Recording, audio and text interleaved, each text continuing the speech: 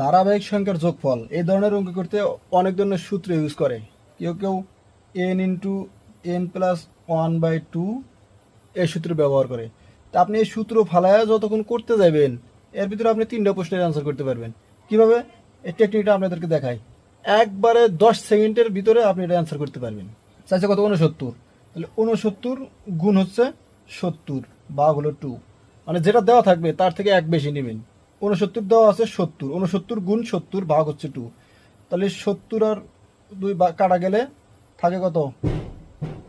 69 গুণ হলো 35। এখন এটা গুণ দিলে কত হবে? যেটা বের হবে সেটাই আনসার। 1 + 2 + 3 + 4 + 5 প্লাস 800, এটাও ইজি।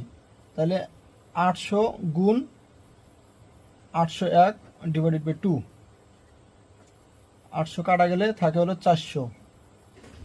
তাহলে 400 গুণন 801 সমান যা বাড়াবে সেটাই আনসার।